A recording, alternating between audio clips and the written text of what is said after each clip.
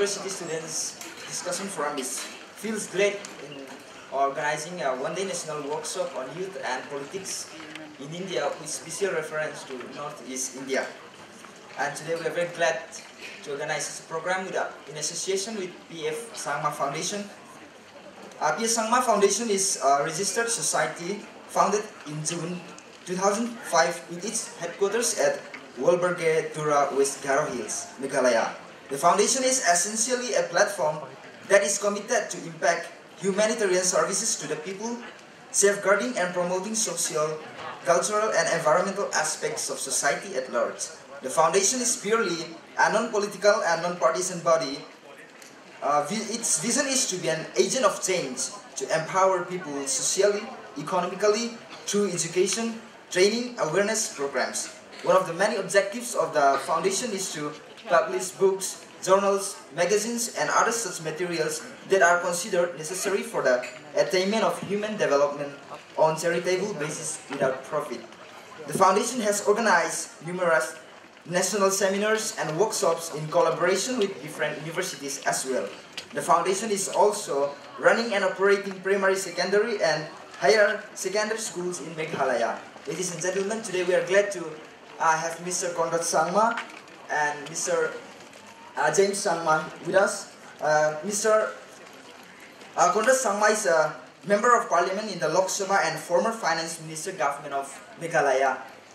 Mr. Conrad Sangma, please can you rise up from your seat, please? Thank you so much. And James Sangma is the Opposition Chief Whip in the Meghalaya Legislative Assembly. Mr. James Sangma, may I kindly request you to rise up from your seat. And today we are fortunate to have Mr. Phumzathang Tonsin, former Minister Government of Manipur with us. Sir, please sit right up from your seat. Okay, thank you so much. Ladies and gentlemen, going to the program, without further ado, may I call up Dr. F. Moya, Dean Students Welfare Executive, to give a welcome speech. Meanwhile, may I kindly request the ushers to come up with the mementos. I would like to hand over the mementos as a token of gratitude.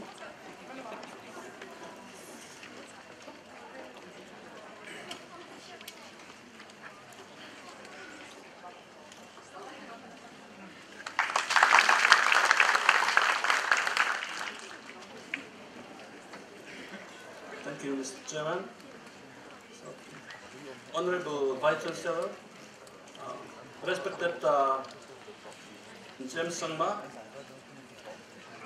MLA of Meghalaya Assembly, and respected Conrad Sangma, Member of Parliament, Lok Sabha, and respected dignitaries, special invitees, and teachers of Mizoram University, leaders of MZU Discussion Forum, and students and ladies and gentlemen.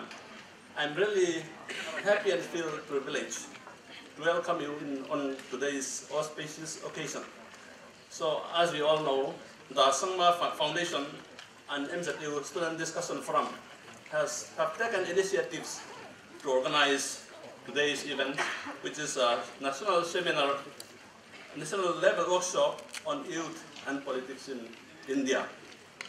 For some of our dignitaries, it may be your first visit to Mizoram and Mizoram University, and we welcome you to Mizoram University, and we are really, really happy to have you today in our midst. So I extend a special welcome to our guest, Shri Conrad Sangma, MP Lok Sabha, and his brother, James Sangma, MLA of Meghalaya Assembly, and as well as Phumzathang, ex-Minister of Manipur government. So we are really, really happy to have you here. So I believe that the initiatives taken by the Sangma Foundation will be benefited by the students of Mizoram University. Actually, the program was scheduled to held 2 weeks back. However, it has to be postponed due to unavoidable circumstances, and I really apologize for that. And anyway, I'm really happy today that we are here together with a good attendance. I think this is one of the biggest events in the history of the Mizoram University, and I welcome every one of you on this day's occasion. Thank you.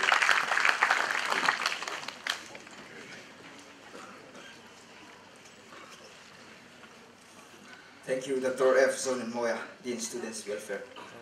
May I now call upon Professor Lian Zera, Vice Chancellor MZU, for a short speech.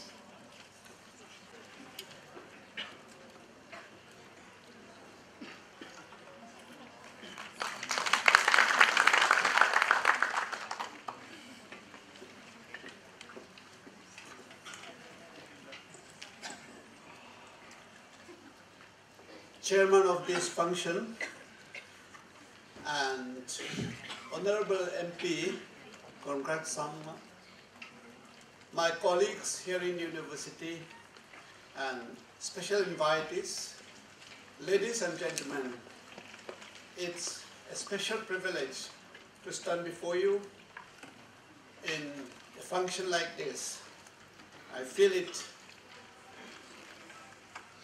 a real privilege today, and for some of you, I know this is your first time to come to this university, so let me just give you a brief introduction of this university. This Mizoram University is a central university, started functioning since 2001. Prior to that, we were a campus of Nehu for 22 years. The campus was started way back in 1979. It continued till 2001 when we had this full-fledged central university. And this Mizoram University has an area of 970 acres, little more than 970 acres. And we have one constituent college, that is Pachunga University College. That college has an area of 700 acres. And this Mizoram University has 8 different schools of studies.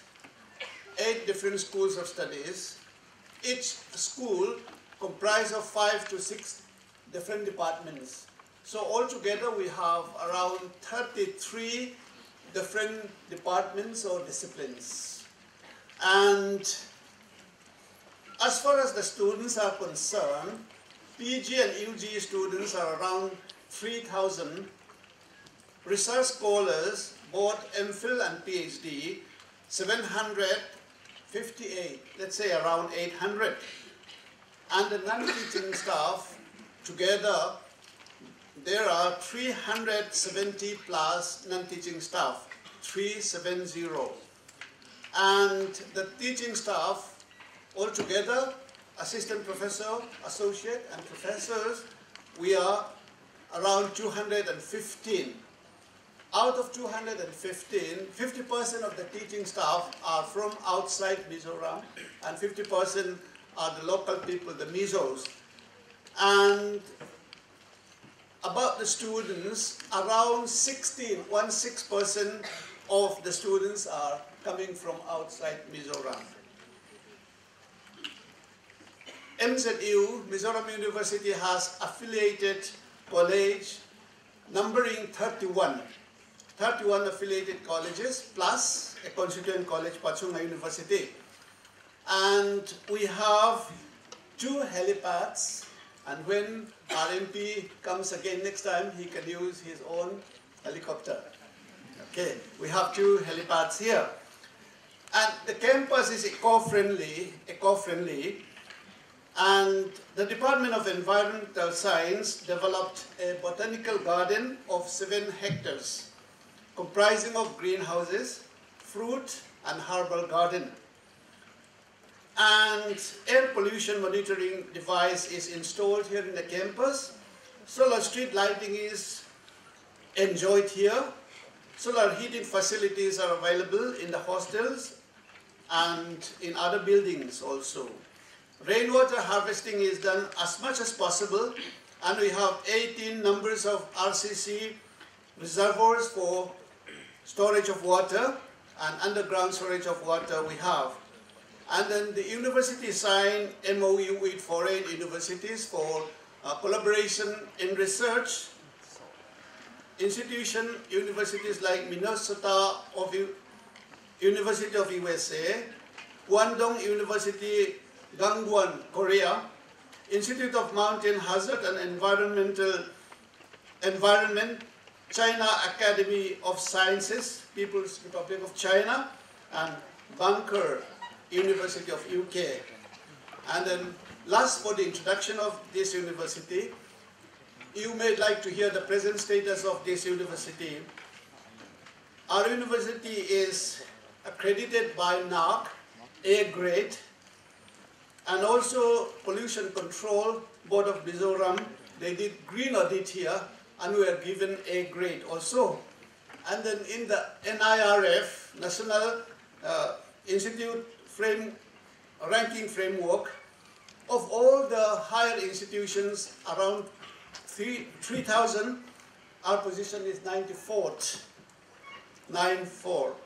And taking the universities category, our position is 58. The motto of this university is, greater deeds remain. We have achieved, even though our university is quite young, we feel we have achieved quite considerably, but we feel that there are great deeds yet to be achieved in the near future too. And then going to the theme of the workshop today, in the political arena, among the northeastern states, 8 different northeastern states, Meghalaya, I should say, stands tall in the region. The state had produced eminent figure like P.S. Sangma. Unfortunately, he's no more. Figure like P.R. Kindye and others who are known throughout the country. And in the Union Public Service Commission too, we have seen learned people from Meghalaya who held the prestigious position as chairman of the commission. The present chairman, Professor David Semle, is one of them. We, the Mizos, have to learn lessons from Meghalaya.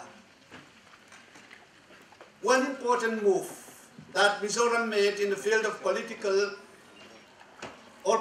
is forming Mizo People Forum, MPF, for imparting political education here in Mizoram. MPF's contribution to free and fair election in the state is quite significant.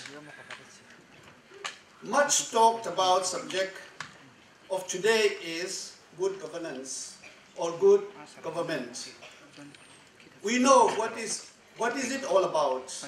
Inclusive, law-abiding, responsive, corrupt-free, transparent, accountability, government, so on and so forth.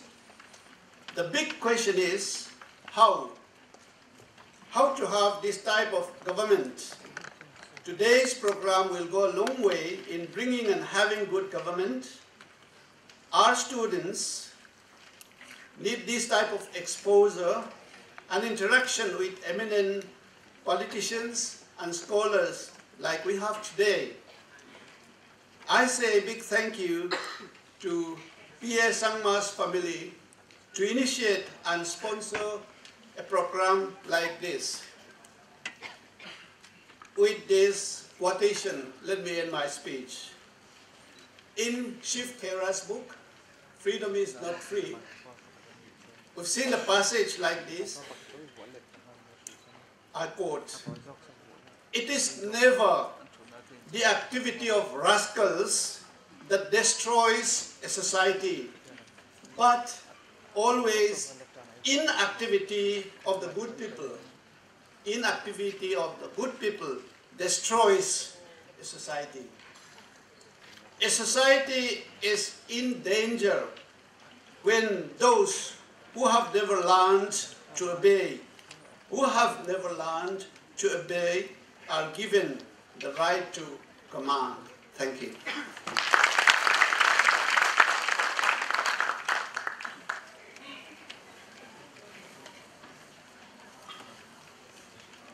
Thank you, Professor Lianzela, Mizoram Vice Chancellor, Mizoram University. And today, due to time constraint, we apologize that we are unable to give sufficient amount of time for delivering your speech, and we beg your kindness. May I now invite Meghalaya Students Association of Mizoram to perform a welcome song, and now I give time to them.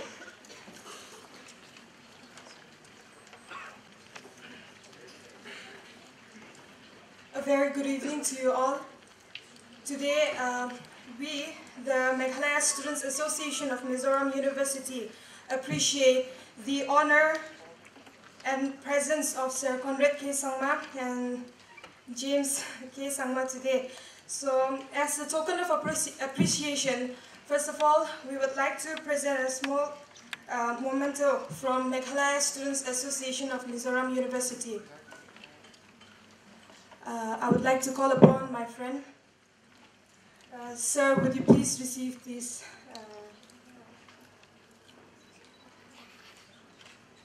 Shall we all clap our hands? Thank you, sir. We are going to present the Meghalaya folk song consisting of Garo folk song and Khasi folk song, and some of the line goes like dum dum dum chong daddy chong, the sound of drum beats. When thus drum beats start, maidens and young men dance in our Wangala festival. To the best of beat of drums and tune of flutes, let us dance heartily. It is so, oh yes, it is so. It is truly so. Khasi, Panar, Boy, were the different tribes spread widely, are the warriors of 9 clans, protecting their people with sword and shield. We all unite as one, and now we'll be presenting the song.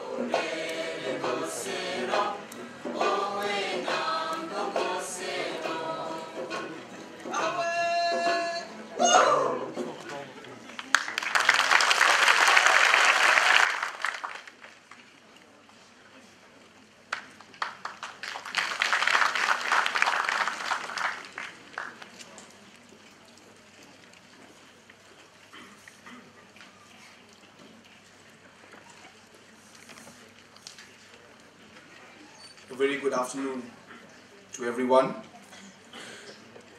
Chairman of today's program, Mr. Solomon, the Vice Chancellor of MZU, Professor Lianzella, Pu Moya, Dean Students Welfare, former Minister of Manipur Government, Pu Fujathang, our MLA and the Opposition Chief Whip of Meghalaya Assembly, Mr. James K. Sangma, all the senior citizens, former officials of Government of India and Government of Mizoram who are present here, all the members of the different student bodies, members of the faculty, and most importantly, my dear friends, my dear students who have come here for this program.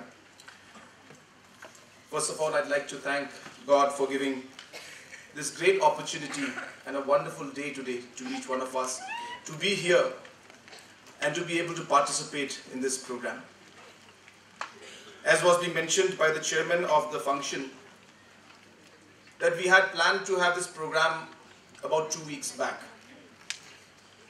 But because of certain circumstances, we were not able to hold the program. And it so happened that I was planning to come to Mizoram for the Sustainable Mountain Initiative. And we managed to have this program today, which we had planned 2 weeks back. So definitely God had a plan, and here we are all today together, even though the program was cancelled or postponed earlier. I thank the organizing committee, because this program, which was supposed to be held about 2 weeks back, we decided to have this program today at a very short notice. And in spite of the short notice, the wonderful crowd that we have here today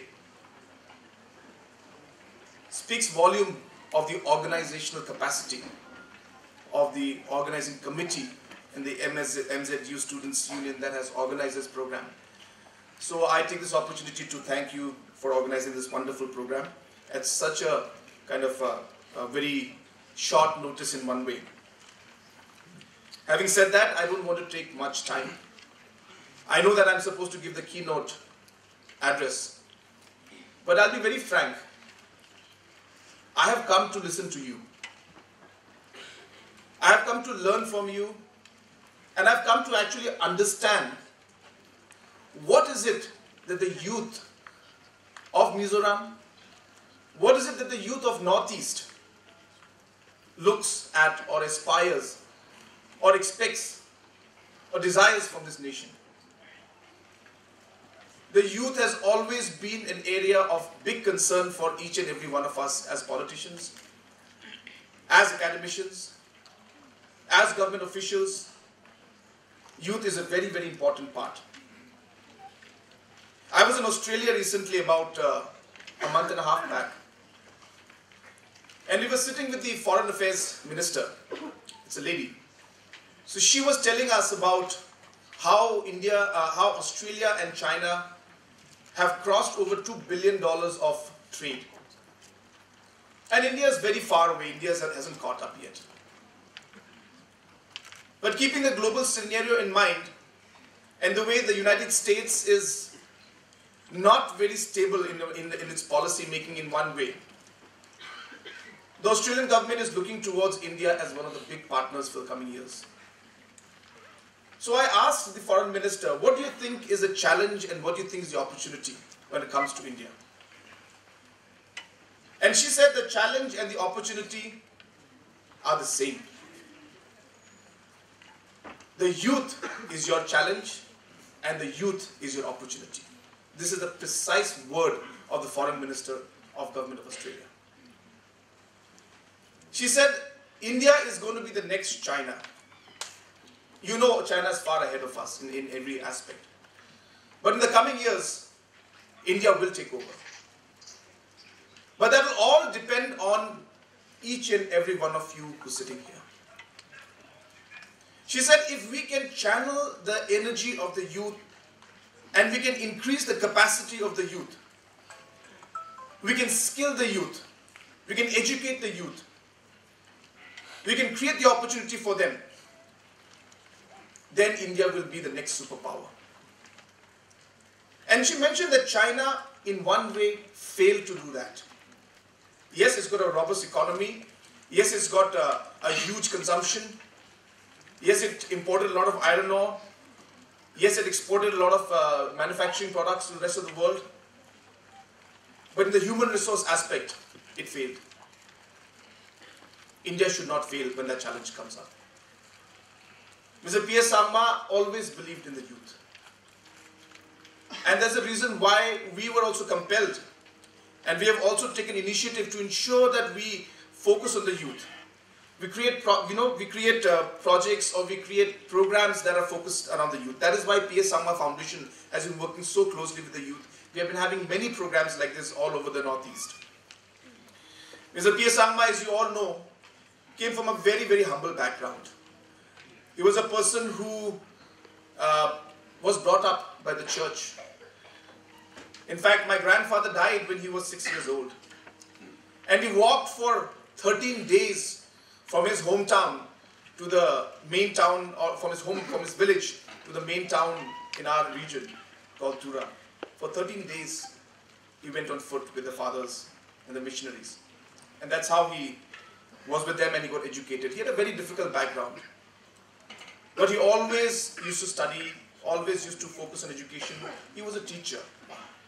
And his concept of the youth and education went on ahead, not only from his childhood aspect, but also from his policy making. He always focused on education and youth. And we hope to carry that forward. And that's the reason why we are here today. The topic of today is youth in politics. And I know there are many aspirations. A lot of the people, a lot of youngsters today want to be in politics.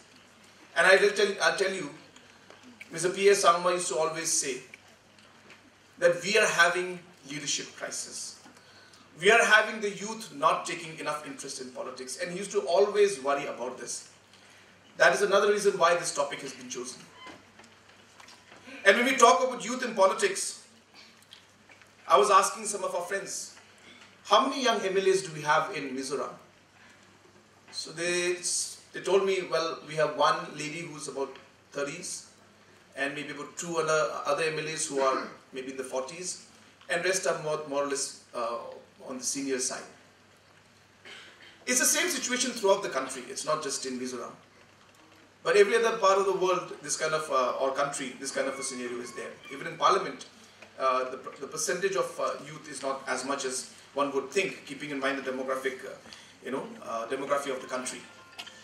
So, yes, we have a problem, but my point has always been that it is not just through electoral politics that the youth can contribute. And I think this is where the mindset must change. I think the youth can participate in politics by being part of governance. You can be part of politics by being part of nation building. It is not always that you have to be an elected member to be able to contribute. As a member of parliament, there's an organization called PRS, which runs a research program for young minds who are interested in policy making. These research assistants, they work with different members of parliament. There is one particular assistant who's working with me. And this assistant tells me and knows more about policy than myself. You'll be surprised to know that most of the members of parliament hardly get a chance to read the bills that they actually vote for. Most of the MLAs hardly go through the bills that they are voting for. This is the saddest part in our system. But here we have a research group, a think tank, that is ensuring that the politicians start to read. The politicians start to understand the pros and cons of different legislations that are going to be passed. The legislations that are going to affect millions and millions of people, billions of people. I would urge you that our youth, if you are interested in politics, you need to start getting into policy making. You need to start understanding what the policies are. You need to create think tanks. Today the social media is so powerful. You need to create opinion. So it is not just by contesting an election, but it is also by participating in policy making through platforms like these that you can be part of the system and you can be part of governance. So let's not just simply frame ourselves and say that, oh, politics means elections only. No, it does not. I think it's a very narrow way of looking at things. If the youth want to contribute, let us use the word nation building. I would want the youth to be a part of nation building. And yes, electoral politics is most probably the top level of all of this. And which will happen with time to come. Demography is changing. Young people want young representatives. The young minds have got different thought, different process, different ideas. And that needs to come forward. I think that will, as the process goes forward, we will see that change happening. But in the meantime, I think it's important that we contribute in nation building also by being part of these think tanks, by being part of these kind of programs that we're having now, by communicating to your MLA, by communicating to your ministers, by communicating to the members of parliament that this is what we want. You have to create the pressure. You have to speak out if you want something to happen. And I know the young generation today will do that. I'm not saying you have to make insult somebody. No. We don't need to insult anybody. But we ensure that we are heard. I'm a very firm believer of entrepreneurship. The youth today, if we want Northeast to change, it is going to be through entrepreneurship. And it is youth that has to drive the entrepreneurship program. I keep telling our youth, especially our Northeast youth, that we always say our roads are so bad and our connectivity is so bad, we don't have an airport, we don't have the railway, we don't have peace in Northeast. How do you expect us to start business? We don't have the banking system. I tell the youth, well, that is what youth is meant to do. You have to take up the challenge. Don't wait for peace to come. You start. You start the development process, peace will come. You don't wait for the road to be built. You start the entrepreneurship program that you want to do. The road will come. But if we wait for these things to happen, then we will never make a start in anything. I'm an entrepreneur myself. I've started business. Very, very difficult. I tell you, I failed. I failed in business. Maybe that's why I'm in politics. I failed in business. I just couldn't do it. But what is important is, even if you fail, you must get up again. And that is where entrepreneurship is so important. The young minds and the young age that you are in right now, you have the capacity and you have the possibility of taking that risk. Take the risk. Calculated risk. Take that risk and move forward, because maybe 10 years, 15 years down the line, you won't have that luxury to do that anymore.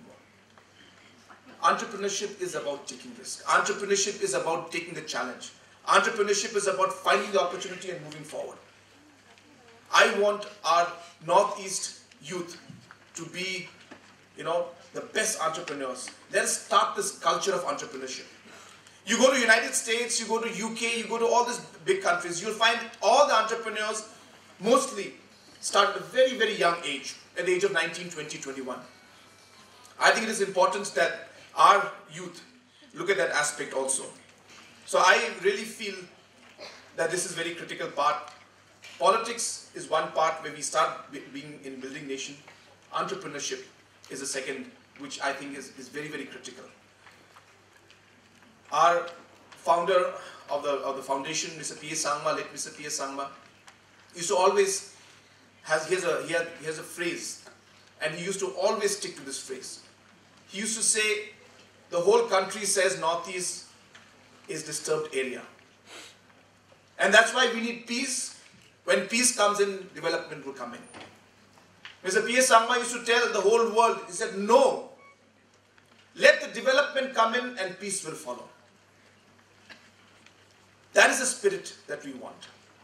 We want the spirit that our leader had to be in the hearts of each young generation out here. Let's not wait for things to happen. Let's not blame the government. Let's not blame anybody.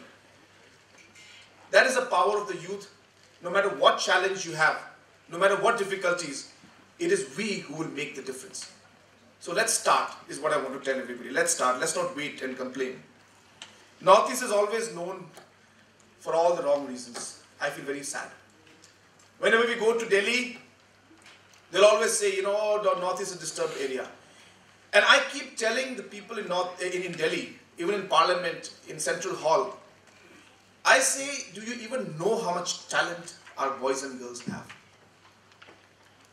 I tell them, you talk about the disturbed areas, but you've never talked about the sportsmen that have come out from here. How come you never talk about the musicians that we have out here? How come you never talk about the entrepreneurs that we have out here?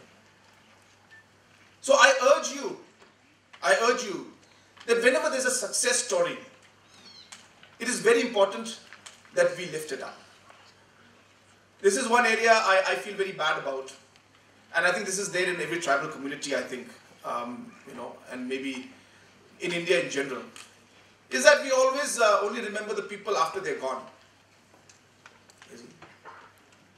A lot of people tell me, late Mr. P.S. Sangma, my God, what a wonderful man he was, so much he did for the Northeast. But we never realize it or recognize it when the person is there. Only when the person is gone, is not there anymore, do we realize the person's value. You go to many other developed nations, they celebrate their stars while they are still alive, so that they can do more, so that others can learn from them. Let us celebrate our stars. If there's a sports person, let us make sure the whole world knows about him. If there's a singer, make sure the whole world knows about her. We are the ones, we have to promote our own stars and our own people, so that their lives can make a difference in other people's lives. Not when they're gone, but while they're alive. So I would urge that the youth should look at that aspect also. I don't want to take much time. You know, politicians can speak for hours. If you are ready, then I am ready. But I can already see eyes shutting down. I can see couches slouching down. So I know that it's a signal for me to slowly walk back.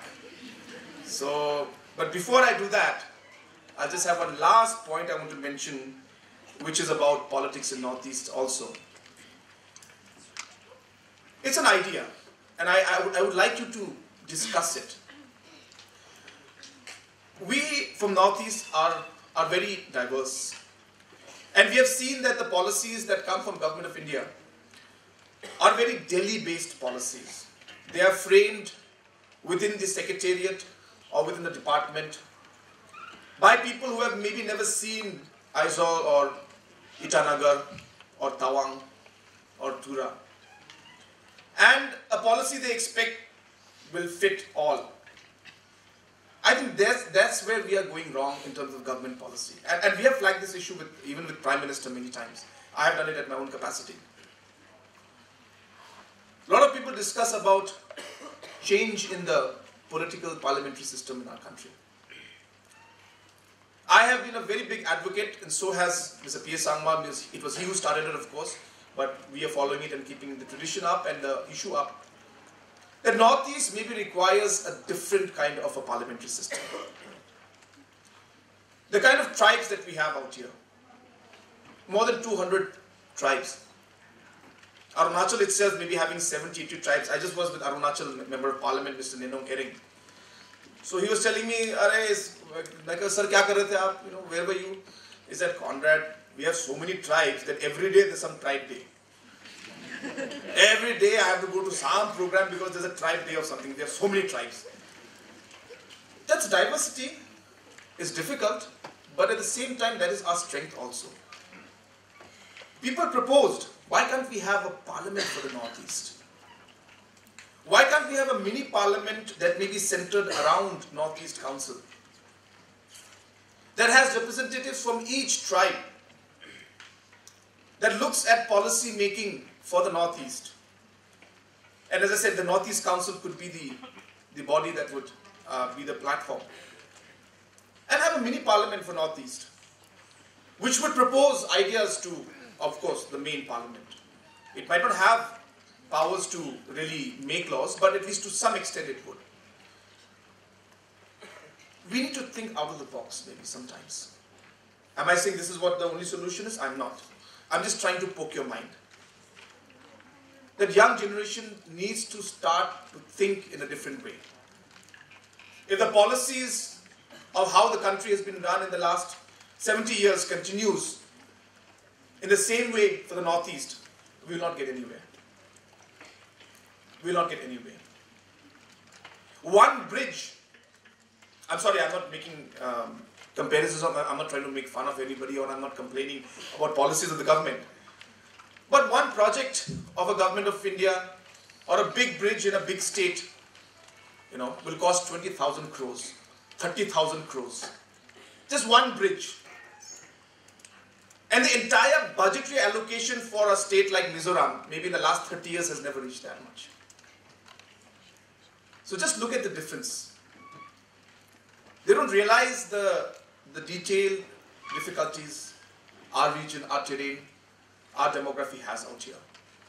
And more importantly, they don't realize the opportunity that we have.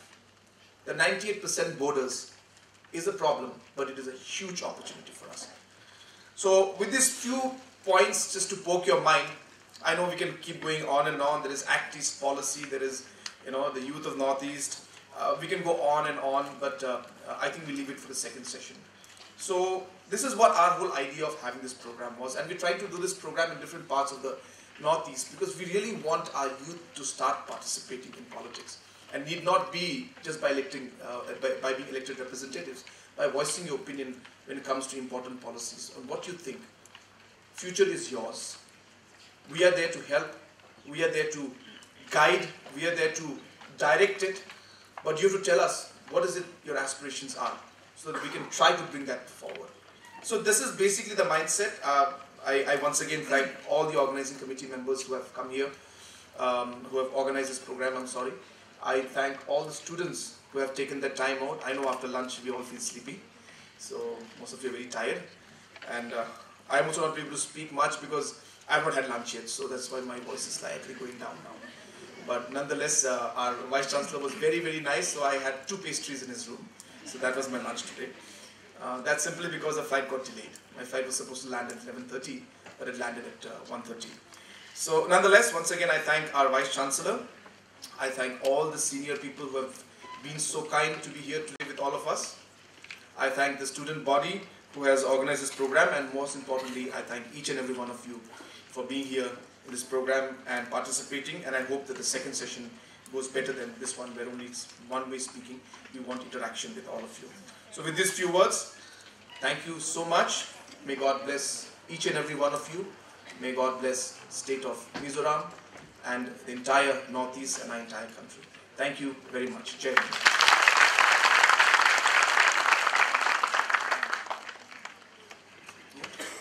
Okay, sir. Can you remain standing? Okay, sir. And up next, we have a distribution of PS Sangma Foundation Fellowship by our keynote speaker. And may I call up the ushers to come up with the mementos. And may I call upon the awardees of the distribution of PS Sangma Foundation Fellowship to receive the fellowship one after another.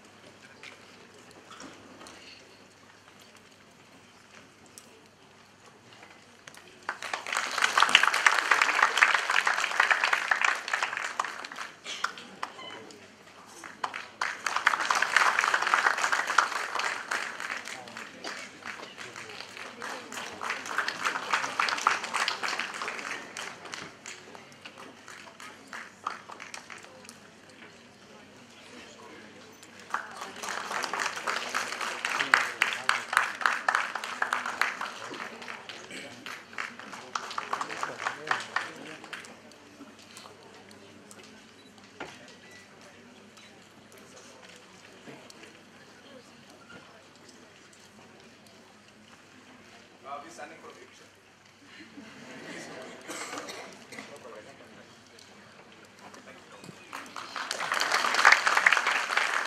Thank you so much, sir.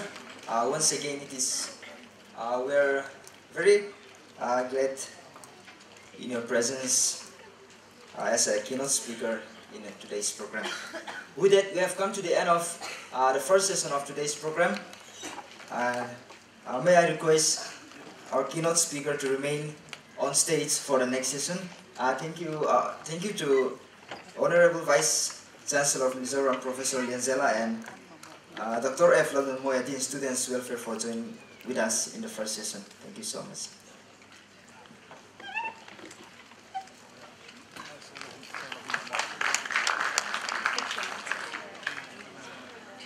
Okay, the next and the second session of today's program will have more of an interactive session, which will be between the speakers and among the students.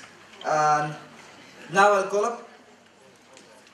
I would like to call Dr. K.C. Malsom, Sabha, Assistant Professor, Department of Geography, who will be our moderator for today, and I'll hand over the chairmanship to him as well. And meanwhile, I'll request the ushers to come up with the mementos. Sakandi, come up on stage, please.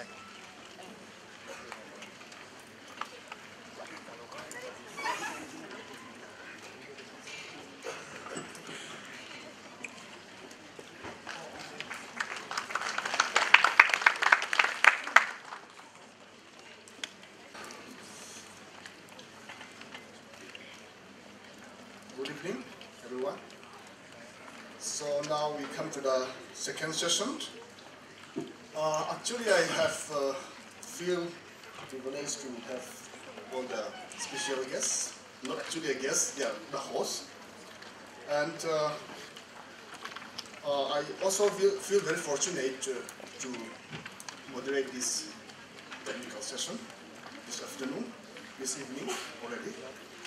Before I go to invite our panel speaker, Mr. James, I just want to remind the audience the time constraint we have today.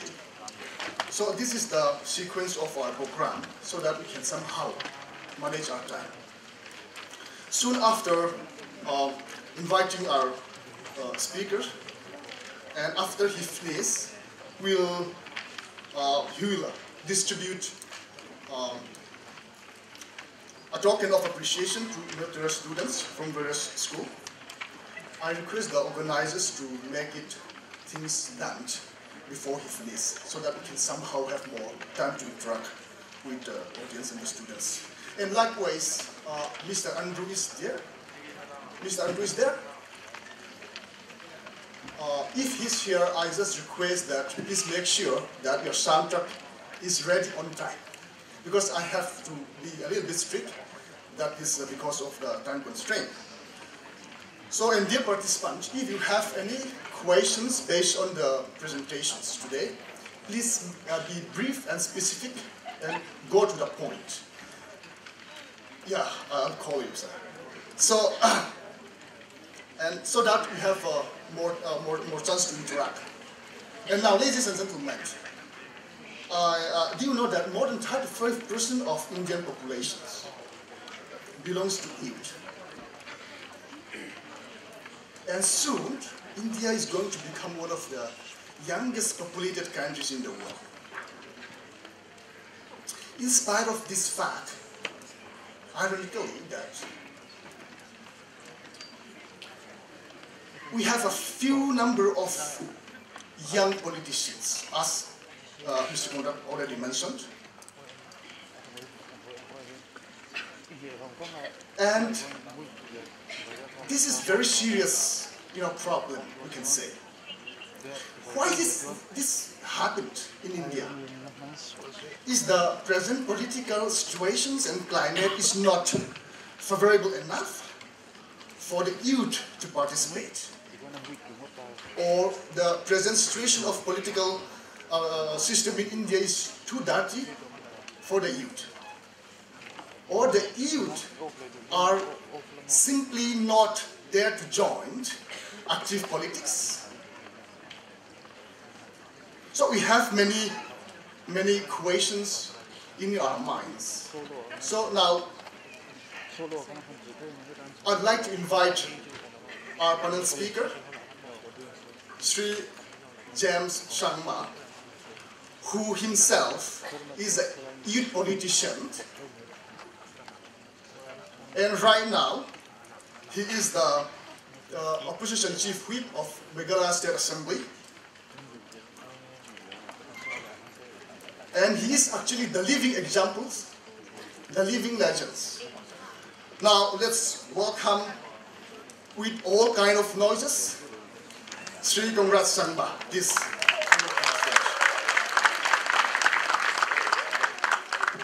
Please come.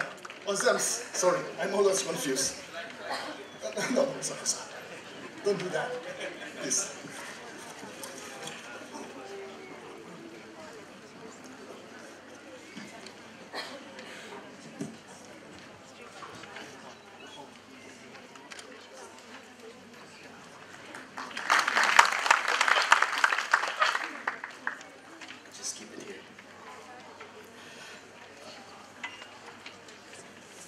Our most respected chairman for this second session of this one-day national level workshop on youth and politics in India, Dr. Casey, who also is the assistant professor in the Department of Geography. Most respected Vice Chancellor who has just left,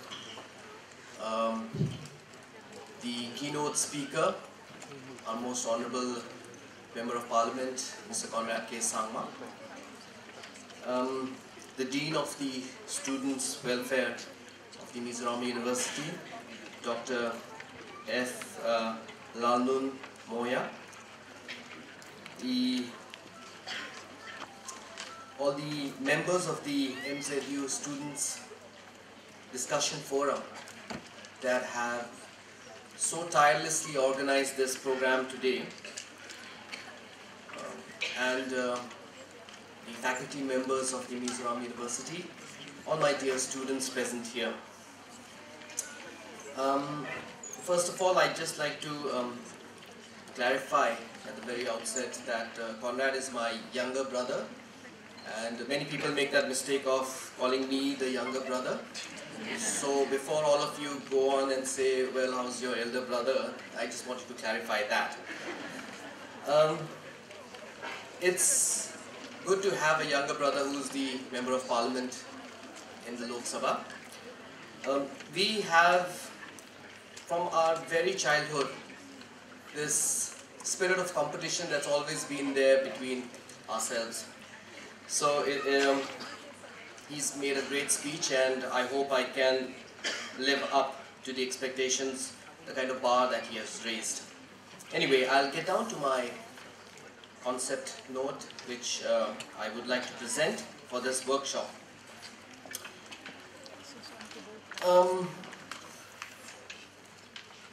The paper has been circulated to each and every one of you. I believe that most of you must have read it. I hope everyone has read it. I would just like to very briefly, since I have my timer on, go through this concept note and only refer to certain points which I have mentioned here. We all know that India is right now poised. India is positioned in such a manner that because of the demographic dividend that is there, because of the fact that 83 crore people in India are below the age of 35, and this is a population of working people, of people that have the potential to be productive and contribute to the growth of the economy.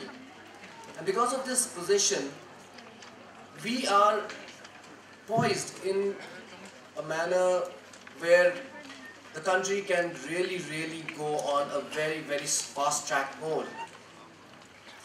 Now, despite this strategic alliance, strategic position that we are in, advantage that we are in, India still has not been able to capitalize and turn this talent and energy of the youngest workforce in the world into an asset. Why? Because of very, very high percentage of unemployment in this country, of people who are either totally unemployed or are partially employed. I have given certain data here in my concept note that according to the Labour Ministry of the Government of India, 10 lakh new people enter the labour market every month. And according to the Asia Pacific Human Development Report, which has been released by the UNDP, shows that between 1991 and 2013, the size of this working age population increased by 30 crores. So within a span of 12 years, the working age population is increased by 30 crores. However, despite this increase in the working age population, India was able to create only 14 crore jobs, which means that less than half the population entering the workforce was able to find employment. Now, why I'm addressing this point is because I want to bring this fact of the demographic dividend into the Northeast context. And although we in the Northeast should also be going through the same phase of demographic dividend, whereby there should be a huge increase in our growth in our region, this is not happening in our region. By any conservative estimate, the young people of the Northeast, of this region, between the ages of 16 and 25 would constitute a staggering 7 million and more. We as a region, although we have so many different tribes, as was mentioned by our Honorable MP, the keynote speaker, we are culturally and socially very different from the rest of India. And the fact that the young population of this region is the core of culturalism and socialism prevailing in this part of the country, we find that politics is the main part of that social order present in this part of the country, and the youth are the main drivers. How so?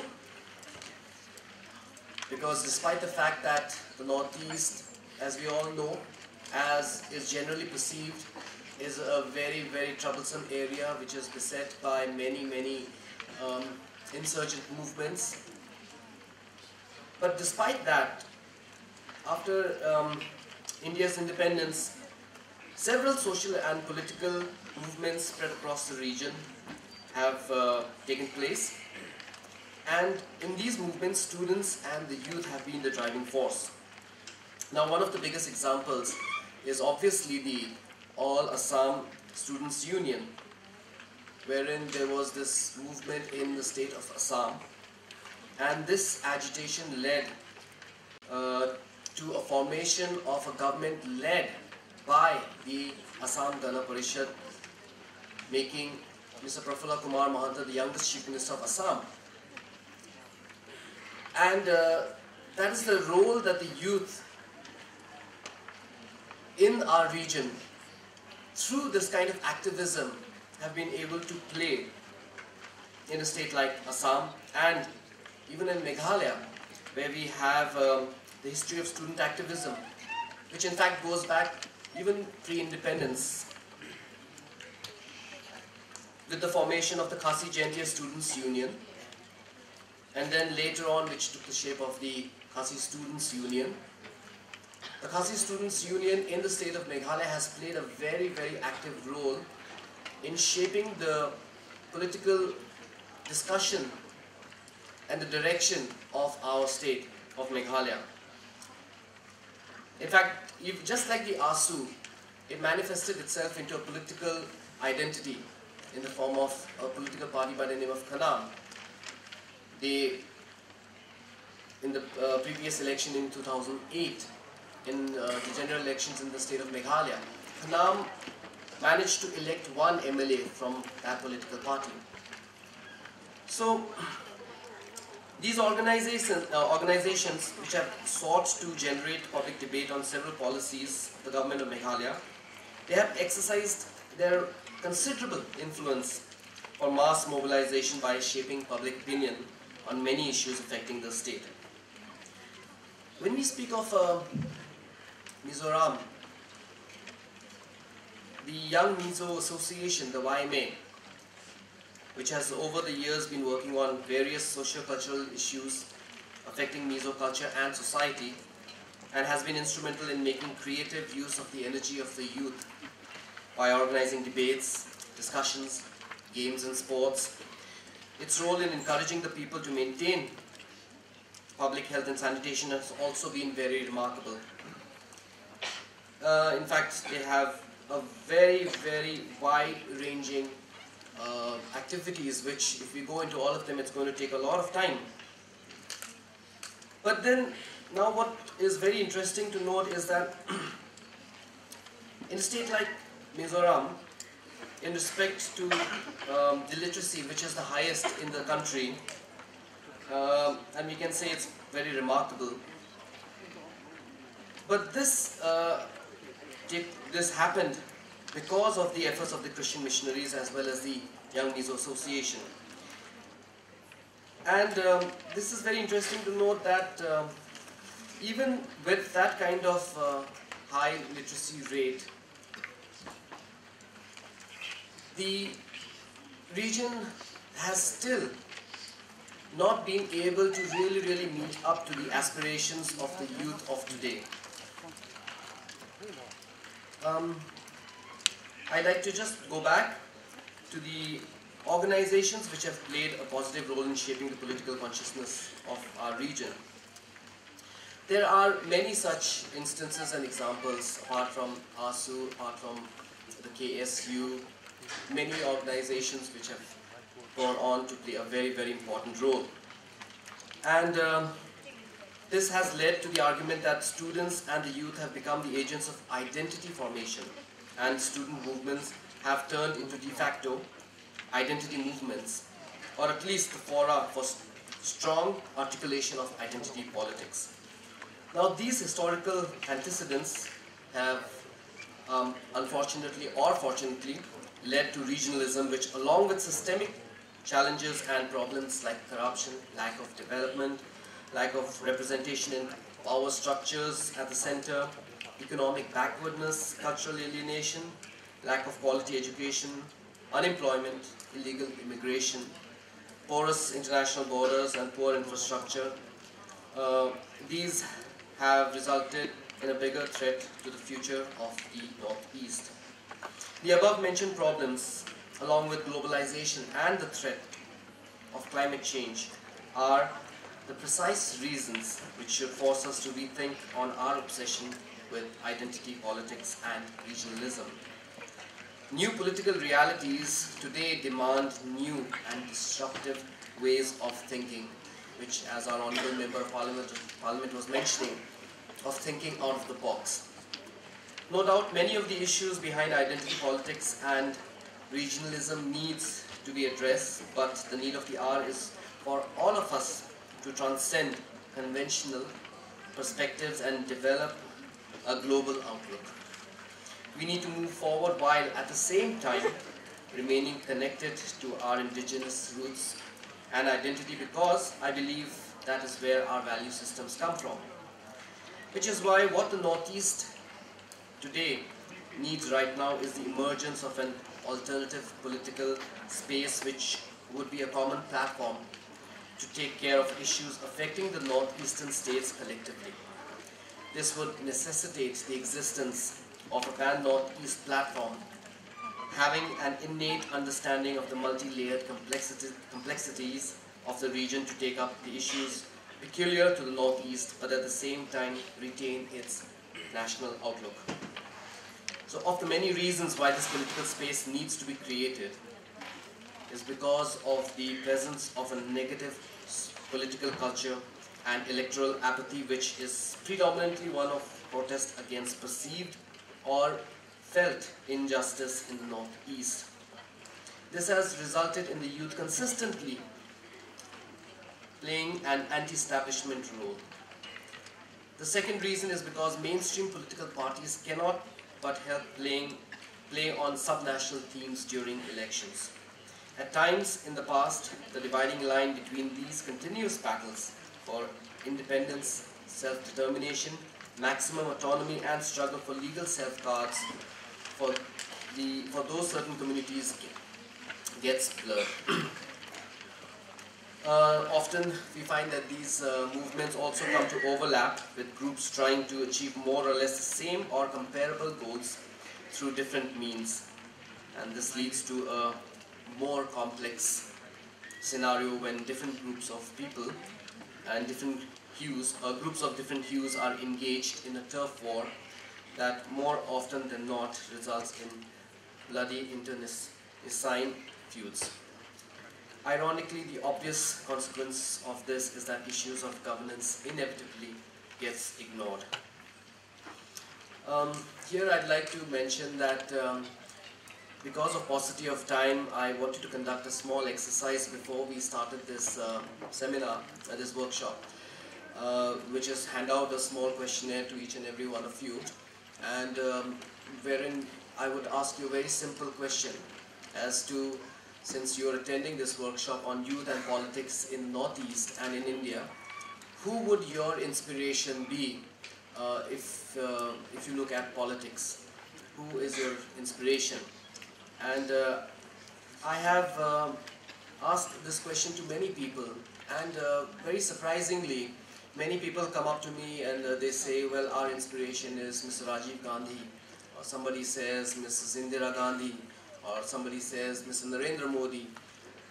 Very interestingly, nobody really says or takes names of leaders from their own states. Now, this is a very startling realization I've come to, that our youth don't seem to be really looking at our local leaders as their role models.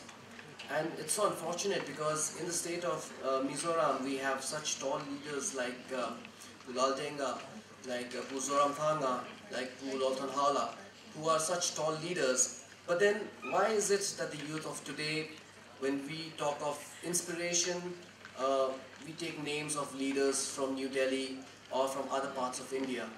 I find it very surprising. But I come to the conclusion that that maybe we as leaders are not doing enough to really, as was mentioned by the Honourable Member of Parliament in his keynote address, that we don't really advertise our own talents that we have. He spoke about sports persons, he spoke about musicians, but here I want to talk about politicians. And we don't really take pride in our own politicians. I think most of the time we feel a little hesitant to take pride in our own politicians because politics is supposedly a very dirty word. But then I think it's time to come out of that kind of a thinking and start accepting politics as a reality, as an agent of change, as something which can bring about a lot of positive change, and embrace our local leaders and take them as our role models, whom we are very proud of, whom we can go out to the rest of the country and say that these are our leaders and this is what they have done for our region, and we are very proud of them. So I believe that this is also because our textbooks in schools are, when they are made, they are, when the syllabus is prepared, when these textbooks are published, they do not find mention of our local leaders ever in these textbooks, which is very unfortunate. So I think that's a start, that when we speak of youth and politics in the Northeast region, politics is something, from my own experience, you need a role model, you need to be inspired, you need to have a a goalpost where you say that I am so inspired by what this person has done and I am going to do better than this person, so that one day people will say that yes, that this person has achieved so much more than his role model. That is the kind of motivation that sometimes drives politicians into excellence in their own respective fields. So we need to start with that kind of a thinking, that we need to have our own local role models. Anyway, to come back to the subject of youth and politics and identity politics, the issue of governance, which I was just mentioning, that governance inevitably gets ignored because of identity politics, which results in bloody internecine feuds. And an interesting point to illustrate this fact is data from a winning entry at the Citizens for Accountable Governance initiative, compiled by a young team of researchers. And they have culled out interesting data from the PwC and from the Indian Chamber of Commerce report titled India's Northeast, Diversifying Growth and the Opportunities.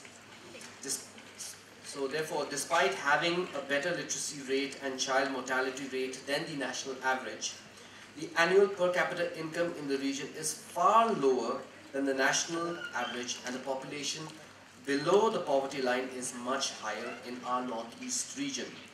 This is despite the fact that the per capita investment in the rest of India, in the region by the government of India, is much higher than the national average. While the per capita investment in the rest of India stands at rupees 683.95, the investment in the northeast is almost 4 times at rupees 2,574.98. That is a huge difference in the per capita investment that is placed in the northeast. So why is it that despite the fact that we get more in the northeast, why is it that we don't seem to be having that sort of a growth in our region? So this indicates a policy disconnect at many levels, and this data proves that central funds are available, but utilization is found lacking, and the intended beneficiaries are obviously deprived. In certain instances, there is a collusion between the elites of the states and the center to appropriate these funds through kickbacks and commissions, in other words, corruption. This further illustrates the failure of successful governments at the center to understand the complex history of the northeastern states, and this has further aggravated this alienation, where development is understood as the only solution to the conflicts of the northeast. So if you want to put an end to this sort of a divisive and negative political culture of insurgency, militancy, secessionism, clanism, tribalism, factionalism, and denominational rivalry, then we must all work together to create a different vision for the Northeast. A policy document developed for the Institute for Defense Studies and Analysis called India's Northeast 2020, 4 Alternative Futures, envisages 4 different alternative visions for the Northeast.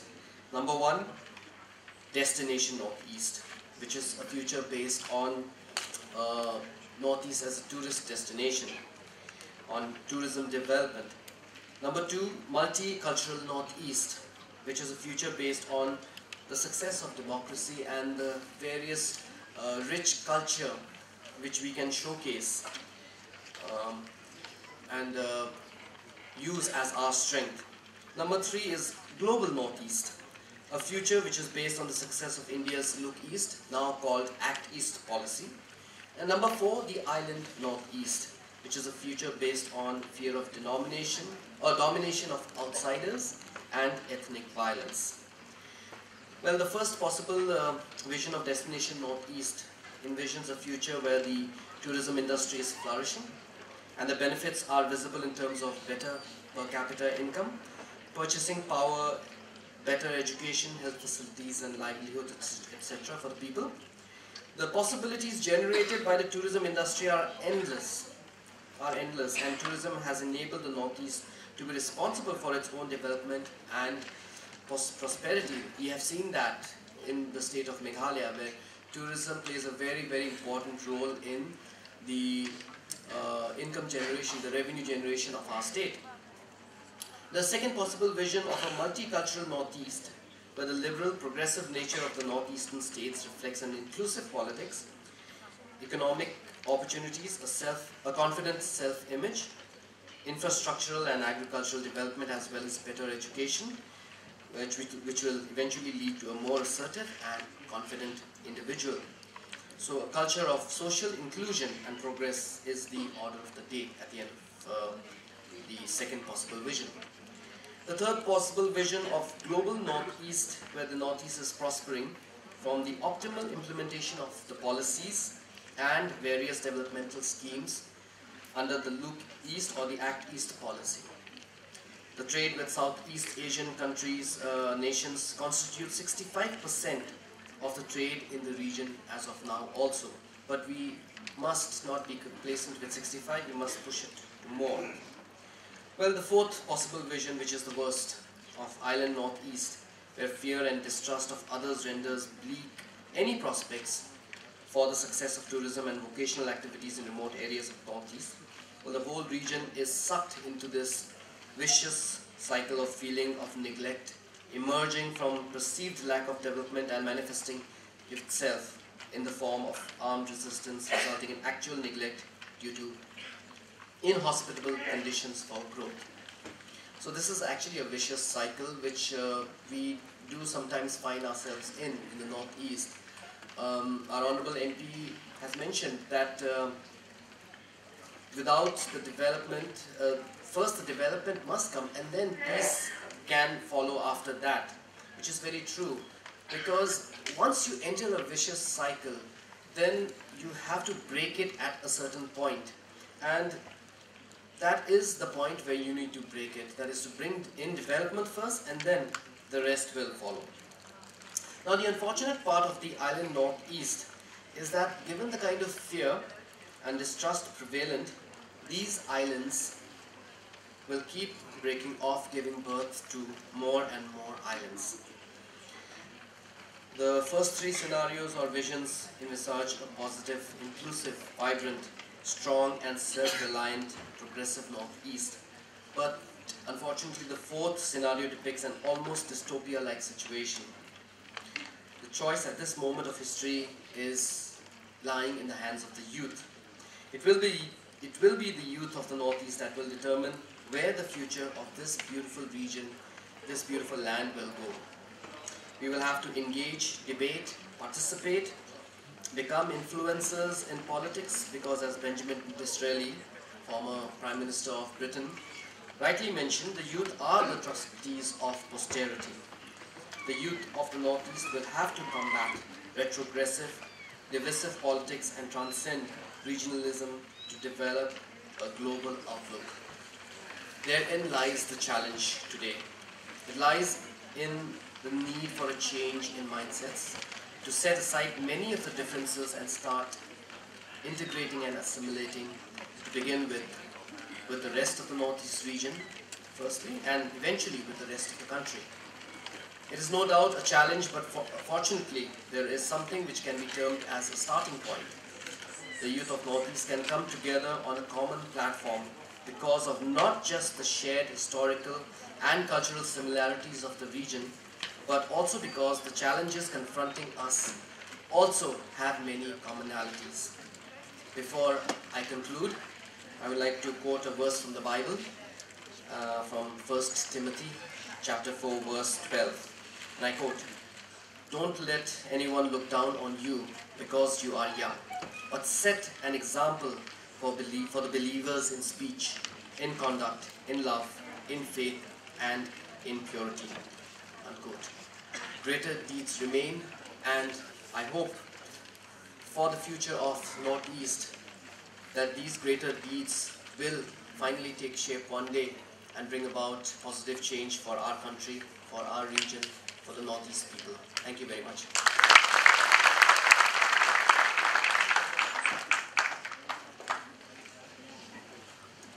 Thank you, James, for such an exploratory speech.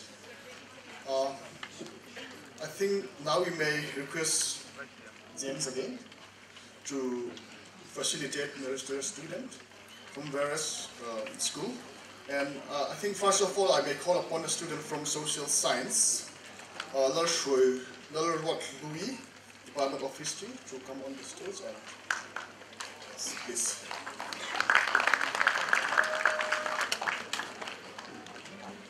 And that will be followed by Himankar Baral, Department of Electrical Engineering, School of Engineering Technology.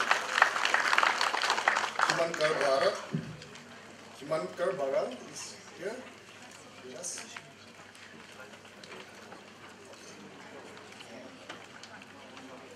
He may come later, yes. Okay, then moving on to the next, School of Economic Management and Information Sciences, Emilia Lalrem Diki, Department of Mass Communication. Yes, please come on the stage.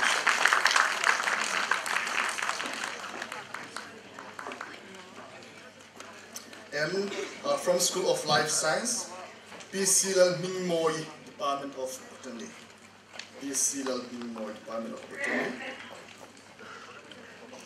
And followed by Malsom Kluangi, Department of Forestry, School of Arts Sciences.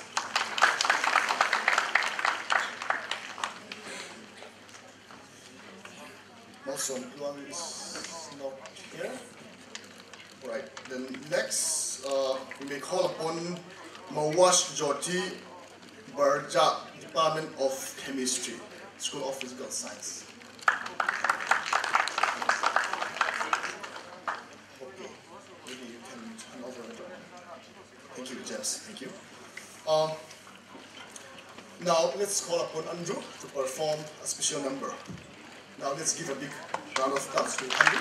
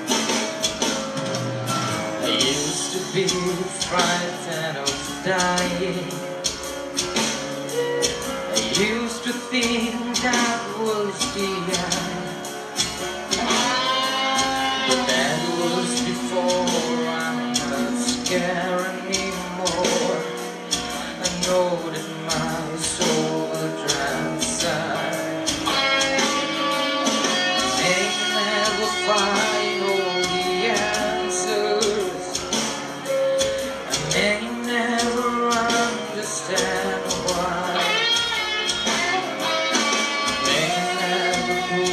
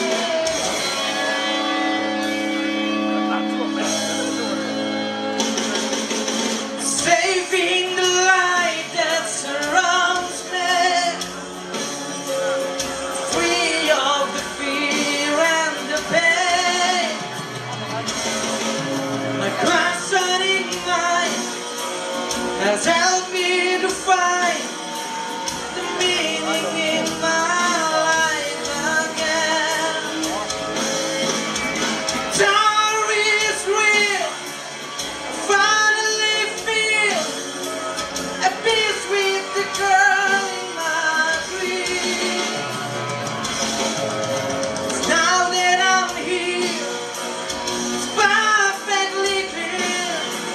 I found out what all of this means. If I die tomorrow, I'll be alright, because I believe that I'm somewhere gone. The spirit carries on.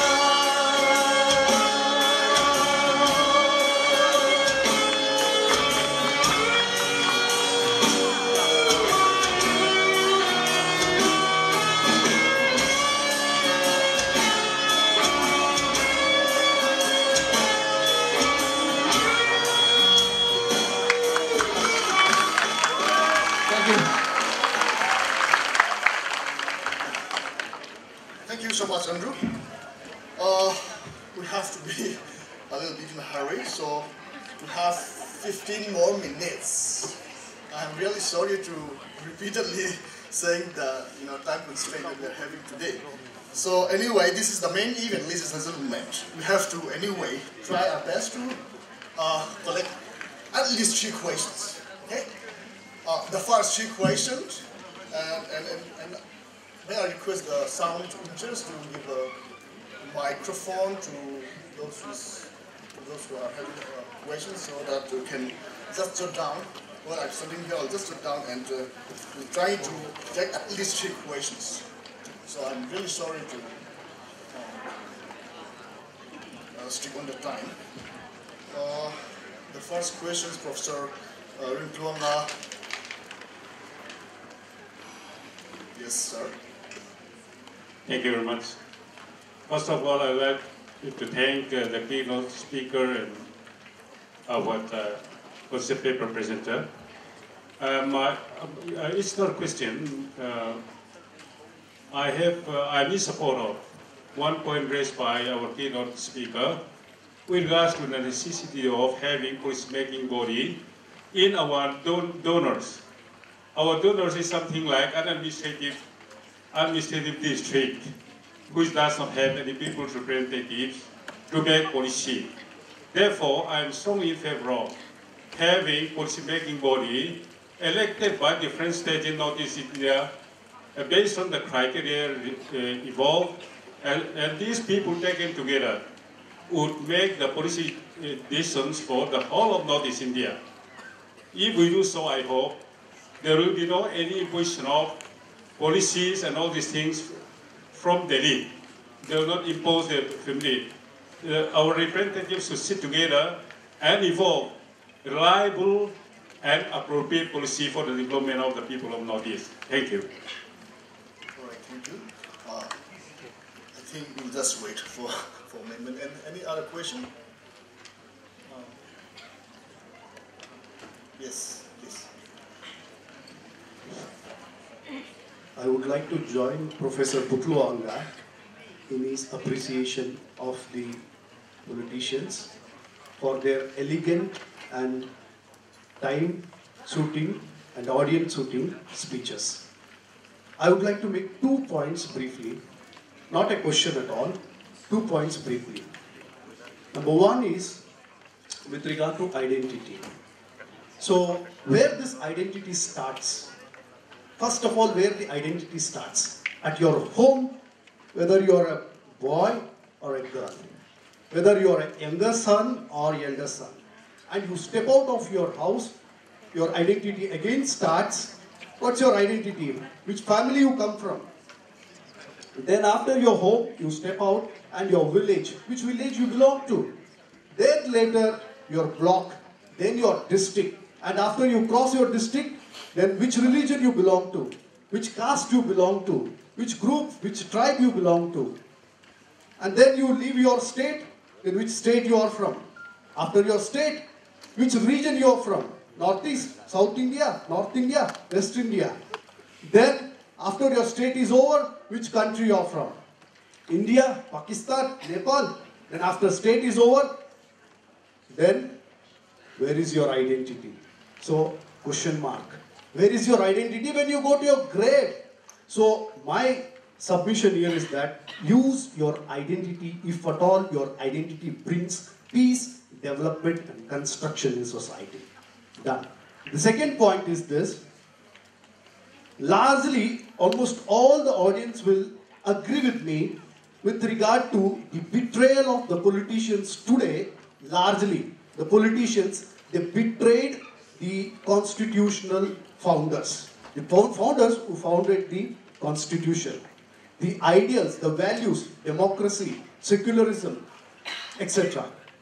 No, none of the politicians had, at least in the large scale, protected these ideals. And my piece of tip of advice is this: when you vote, choose an ideology which will support, which will protect these values, democracy and secularism. Thank you. These two are not exactly a question, this is a comment.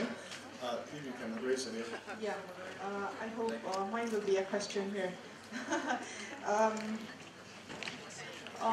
To respected research persons, and I think the audience would have agreed with you when you said that most of the policies formed for the Northeast are mainly Dalit-centric policies. And if we look at the Vision 2020 or even the Northeast policy, it's, you know, the interest of the local people is not the priority. And you have also mentioned in your speech and in your presentation the need for a common platform for the youth of the Northeast, and I quote, the alternative political space or the pan-Northeast platform. At one point of time in the history of Northeast India, we have had the Eastern India Tribal Union, A2, in 1955, where, you know, the leaders of the Northeast India have come together and demanded a separate hill state. So my question is, have you ever considered, you know, providing such platform as you have reiterated here again and again, or have you in the future plan to organize the Northeast either politically or otherwise? And yeah, that is my main question here. We have already had NEDA, a BJP political forum for the Northeast. And do we have such prospect as a counter political forum or otherwise? Thank you. Even though I say three, the first two are not actually equations. I'll extend it to one person from here. Thank you, Mr. Moderator. Finally, a student is standing. I would like to raise a few questions. I hope it's a rational question for maybe our speaker and our presenter there, respected Sangmas, let's call it. Yes, in your speech and your presentation, as you have mentioned, there is negligence of politics, active politics among students here in Northeast. And we may term it as a political apathy. So, what do you think? Your personal, what do you think in your personal view is reason for this negligence? Is because yes, youths are the builder of tomorrow, are the leader of tomorrow. Yes, if we neglect like this, it means there's no tomorrow. So, what do you think, in your own view, is the cause of this negligence of youth in politics? Is it the youth, or is it the government doesn't give us a platform for active politics? That's my question. Thank you. All right. I think I need not to repeat the questions. First, I'd like to call upon Mr. Conrad to briefly answer that specific question, and that will be followed by James. Please.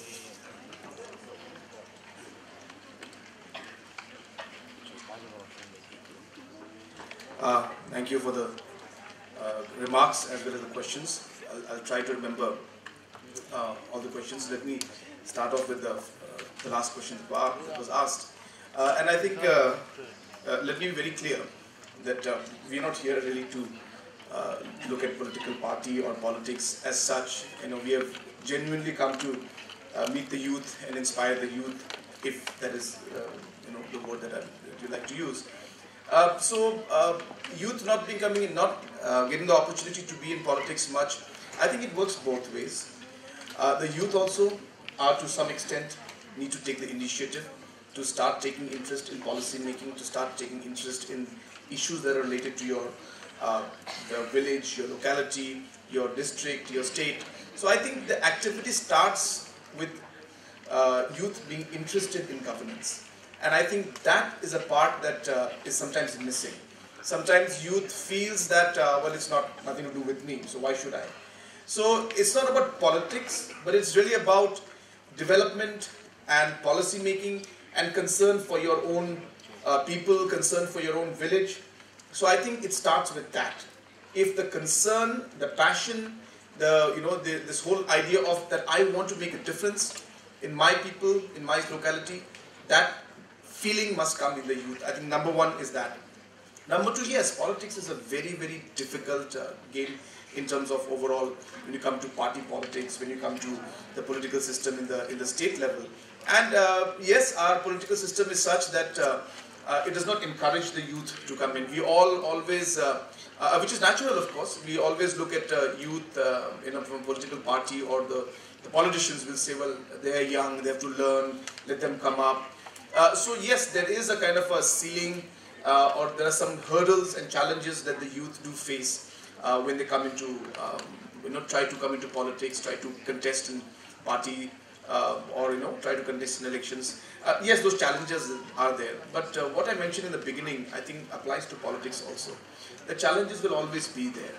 So if you look at those challenges and give up before we even start, then obviously we have already failed before we even started. So those challenges will be there. We want to encourage youth to be in politics. We want to encourage the younger generation to start speaking out. And that's the reason why we're pushing. I'm not saying it's going to change in a year's time. No, it's a mindset. It will take some time. There are challenges. So it works both ways. I know I'm not giving you a very clear answer. But yes, from the youth side also, you need to take initiative. And as I said, not with the intention of saying I want to be an MLA. Or not with the intention of saying I want to be a member of parliament. Or not with the intention that I want a ticket of this party. No. You start with the intention of saying that I want to make a difference in my people's lives. And I think that the intention has to be very clear. And if you start with the right intention, that's the only way you will survive in the long run in politics. I'm telling you, I have contested 4 elections in my life. And out of the 4 elections, I have lost twice in my election. And it's very tough, And every time I lost, I learned so many things about grassroots politics. But having said all those things about politics and this and that, ultimately, the one thing that remains in my heart is something which my father has always taught us, is that you don't run after money, you don't run after the seat, you don't run after the position. You work for the people, and the position and everything else will run after you. That is how I feel one should look at it. The youth must realize that we are not working for position.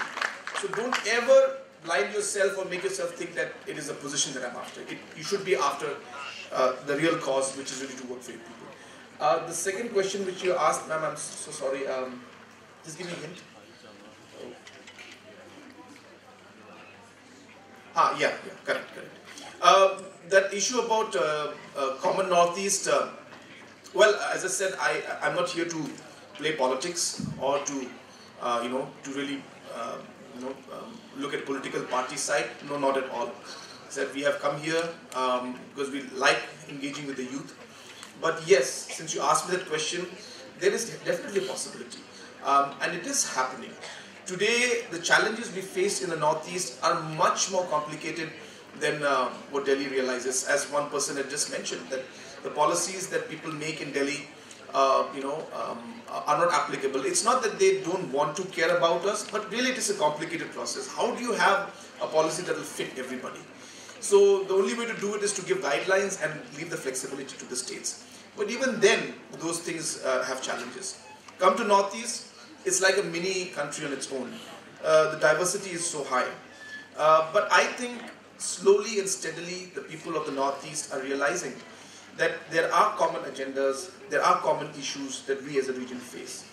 And yes, today there are 24 MPs that we have in Lok Sabha. We have 14 MPs in Rajya Sabha, so that makes 38, maybe 39, I think 15 in Rajya Sabha if I'm not wrong. So it's 39 of us. But sadly, yes, we are from different political parties, and sometimes when the meeting is called, one party will come, and since it's being hosted in somebody's house, so the other political party will not come. Those kind of situations are there. And sadly, the unity is not there in the Northeast. I'll tell you, I've seen this with my own eyes. I was sitting in a minister's office, and again, I don't want to take names, or I'm not blaming anybody. And the minister met me, and he was sitting in the seat. Ha bolo, sir, this issue was there. So that was the end of the story. Then after I left, I was just leaving. So about 5-6 MPs from a big state, they came, and there were just 5-6 of them.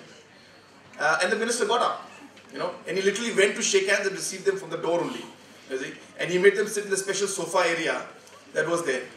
So I felt a bit bad. I said, I don't want the sofa area, but at least, a bit of concern for Northeast would have been nice.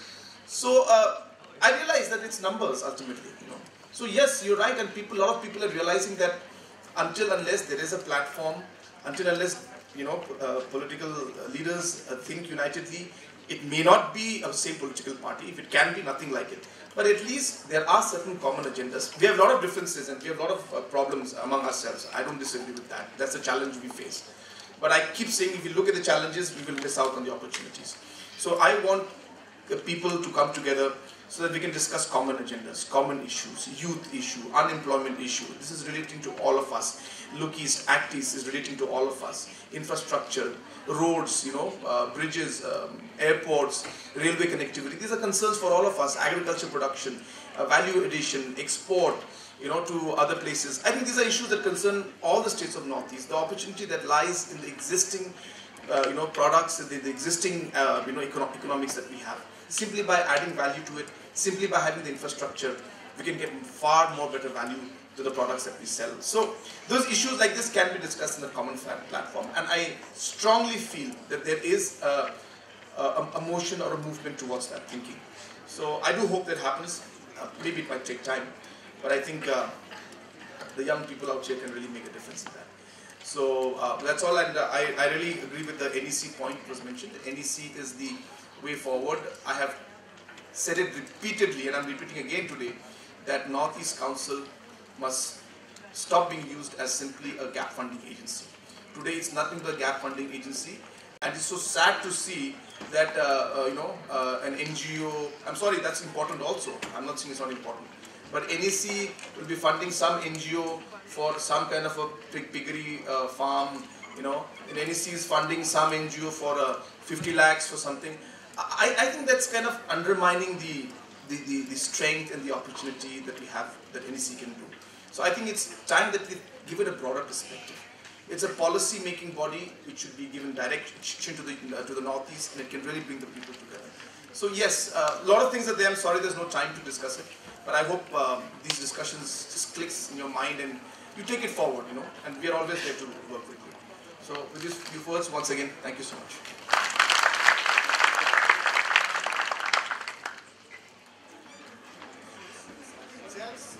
James, you can answer about why Northeast regions.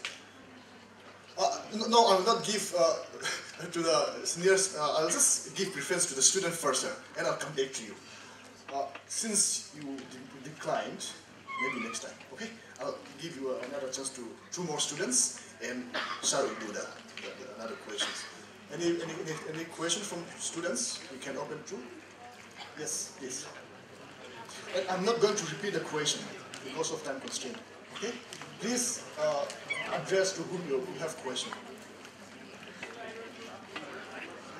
Conrad Sangma, please. Yeah.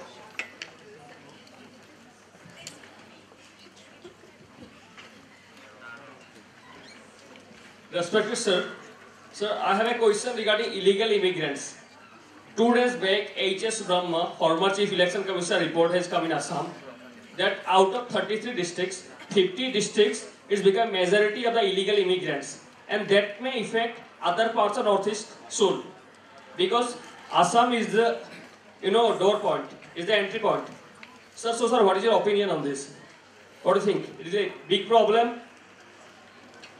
Illegal immigrants. Okay, just hold on. Yeah, one more question from students.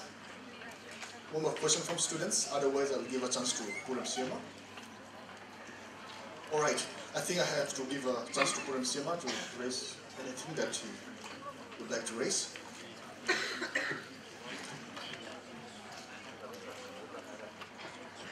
I'll come to the point. I came today for two things. One, because I wanted to meet the children of P.A. Sangma.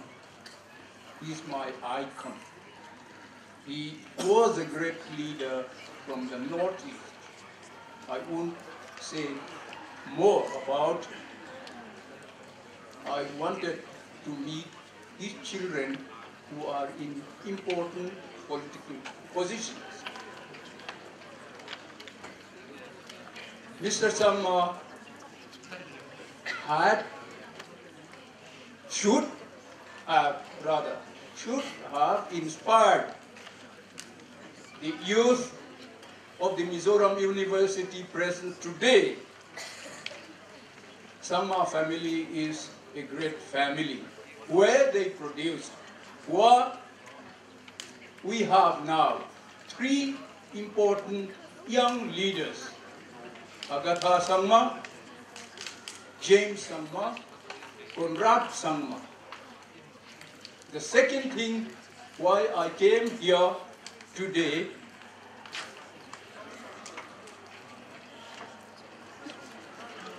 I wanted to meet young people.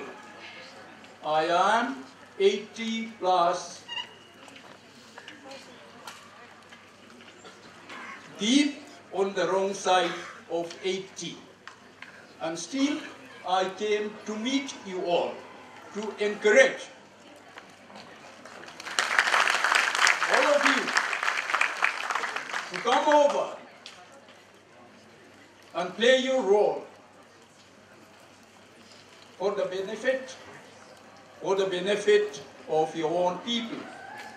Maybe in the Northeast, maybe your own community, maybe for the nation. Come out. Fortune favors the brave. You have two options. Either you go for career service, career opportunity in government job, company job, entrepreneurship, yes. Or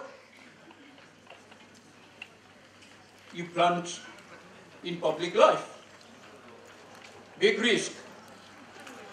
Like we heard just now from Conrad. Yes, you may fail once, twice, but you will succeed if you are sincere. I am glad James Sangma concluded with the quotation from the Bible, the epistle from St. Paul to young man Timothy. I read. Again, don't let anyone look down on you because you are young, but set an example for the believers in speech, in conduct, in love, in faith and purity. This is the challenge for all of you today. Today, I mean, for today and for many days to come in your life. We in this row do not have many days to be with you. Like we heard from James Sangma, we have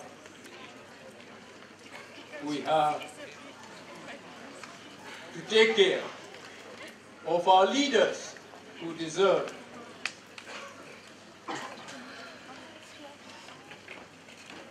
our gratitude. Maybe in politics, maybe in private enterprise. Be brave. Fortune favors the brave. Thank you. Thank you, sir. Thank you so much. Thank you so much for the comments.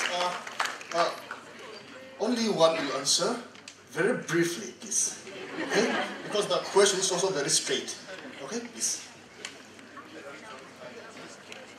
We are running short of time. The minister is, I think, already here. It's a very complicated issue, but I'll try to wrap it up easily, quickly. Illegal immigration is most probably one of the biggest challenges that we face. And today and the next 30, 40 years to come. And I think this challenge is only going to get worse as the days go by. You all know issues like global warming taking place. We are all aware that the sea levels are going to rise. The question is how high it's going to go. What if tomorrow the whole of Bangladesh is submerged in underwater? You're talking of hundreds of millions of people being displaced. What happens then? Even if it goes down by 3 feet, even then 50 to 60 million will be displaced. Where will they come? They will come straight and hit our borders, your state, and rest of the states in the northeast. It's a clear challenge. Saddest part is there has not been any adaptation policy to climate change on human immigration that's going to take place because of that. Even as we speak now, yes, it's one of the biggest challenges, and government needs to act.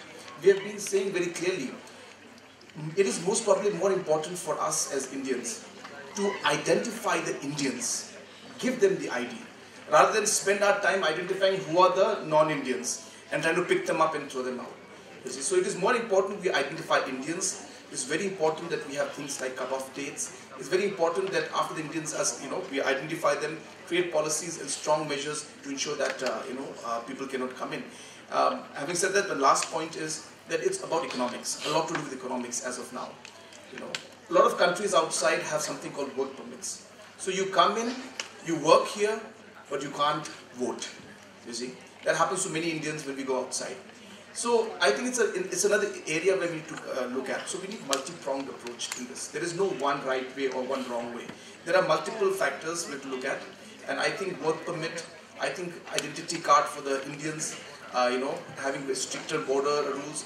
I keep telling people that we need not just physical borders. We need educational borders. We need economic borders. We need different kind of social borders. So it's very important that we look at the borders not just in the physical sense, but in other senses too. Our people who are living in the border area must be educated more. There must be more economic opportunities given to them. So it's a very complicated matter. I don't want to spend time. I can speak for hours on that also. But I think I agree with you. Let's hope maybe we'll have a seminar on this separately in the future. Thank you once again. All right, now here the program's to the end. Just for the concluding remarks, if good people don't want to join politics, they should stop criticizing bad people playing politics. With this, I'd like to hand over the chairmanship to Sabha.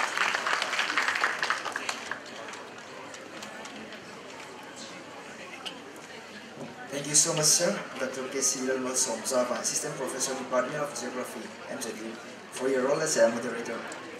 Now we shall have an announcement of Best Attendance Department Award, but this award will be given away to best five attending departments, but due to time constraint, I'll just read out the departments getting this prize and will hand over the class prize to their respective class representatives.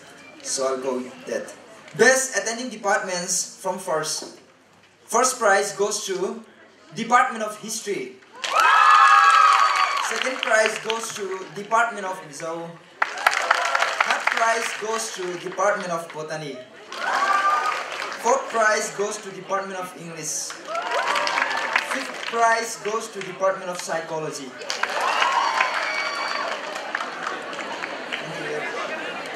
Thank you everyone for your presence. And now May I now invite Mr. P.C. Larinoma, Chairman, Mizoram University Students Discussion Forum, to deliver a vote of thanks.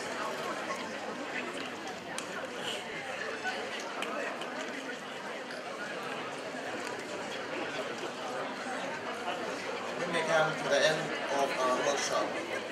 First of all, I want to thank Mr. Conrad, MP Lok Sabha Meghalaya, for sparing his valuable time with us, and Mr. James Sangma, Meghalaya, Member of Legislative Assembly, and Mr. Punjaphan, ex-minister from Manipur. He came all the way from Manipur to just attend this workshop.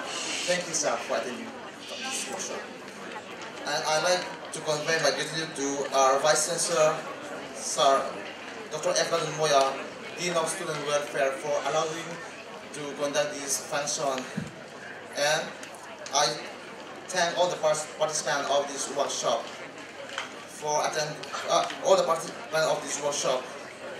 And we may conclude by saying that truth will prevail and greater deed will always remain. Thank you.